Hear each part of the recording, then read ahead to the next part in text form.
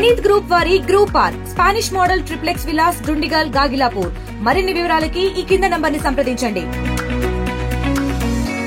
ఇవాళ సూర్యాపేట నుండి రైతాంగం ఎడ్ల బండ్లతోని ప్రారంభమైంది. ఈ సభ గత చరిత్రలో ఎప్పుడు జరిగిన విధంగా జరుగుతూ ఉంది. వాస్తవానికి ఇది బీఆర్ఎస్ పార్టీ రజతోత్సవ సభగా జరుపుకోవాలని చెప్పి పార్టీ నిర్ణయం తీసుకుంది. 24 సంవత్సరాలు పూర్తి చేసుకుని 25వ సంవత్సరాలకు అడుగుతున్న సందర్భంలో సభ చేసుకోవాలని చెప్పి కేసీఆర్ గారు భావించి సభను పెట్టుకోవడం జరిగింది.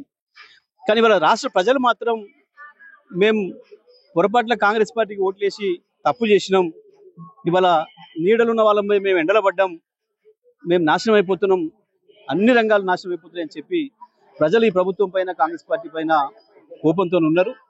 ఇవాళ ఈ సభను ఆ ప్రజలందరూ కూడా హాజరై ఇది కాంగ్రెస్ పార్టీ వ్యతిరేక సభలాగా, ఈ ప్రభుత్వ వ్యతిరేక సభలాగా, ప్రభుత్వ నిర్ణయాలకు వ్యతిరేక సభలాగా జరుపుకోవాలన్న ఉత్సాహం ప్రజల్లో కనబడతా ఉంది. ఈ వర్గం ఆ వర్గం అని కాకుండా అన్ని వర్గాల ప్రజలు, ప్రత్యేకించి రైతాంగం, అసలు వ్యవసాయమే దండగా అన్న పరిస్థితి నుంచి వ్యవసాయాన్ని పండగలాగా మార్చిన కేసీఆర్ ను మేము వదులుకోవడం అనేది అది పెద్ద పొరపాటు అని చెప్పి ఇవాళ రైతాంగం భావిస్తూ ఉంది ప్రధానంగా. అందుకే ఇవాళ రైతాంగం పెద్ద ఎత్తున మేము ఎడ్ల బండ్ల మీద పోతాము అని చెప్పి వారు 10-15 రోజుల క్రితమే నాకు వచ్చి చెప్పడం జరిగింది.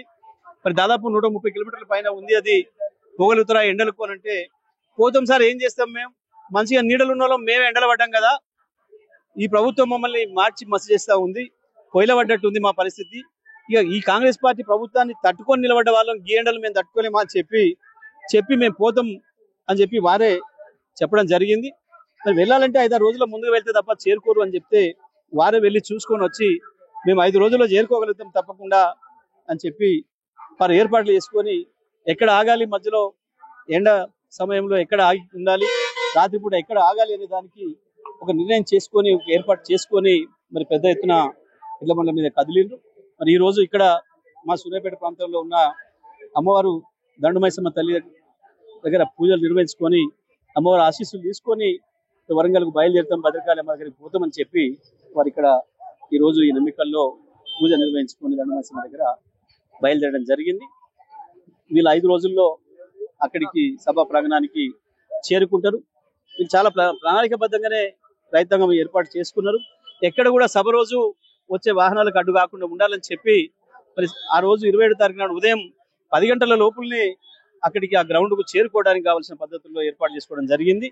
తప్పకుండా మేము ఎలకతుర్చికి చేరుకుంటాం, ఆ మట్టిని ముట్టుకుంటాం, కేసీఆర్ ను చూస్తాం, కేసీఆర్ మాటలు వినే వస్తామని చెప్పి పట్టుదలతోని ఇవాళ ఈ రైతాంగం అంతా కదిలిన విధానాన్ని చూస్తే ఈ ప్రభుత్వం పైన ప్రజలకు ఎటువంటి కసి ఉంది, ఎటువంటి కోపం ఉంది, ఏ రకంగా ఉందనే విషయం మనకు స్పష్టంగా కనబడతా ఉంది.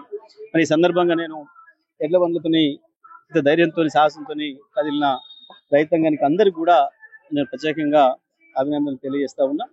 ఈ యాత్ర విజయవంతం కావాలని చెప్పి కూడా నేను కోరుకుంటాను. మరిన్ని వీడియోస్ కోసం ఛానల్ ని సబ్స్క్రైబ్ చేయండి. లేటెస్ట్ అప్డేట్స్ కోసం వాట్సాప్ ఛానల్ ని ఫాలో అవ్వండి. ఆ లింక్ డిస్క్రిప్షన్ లో ఉంది.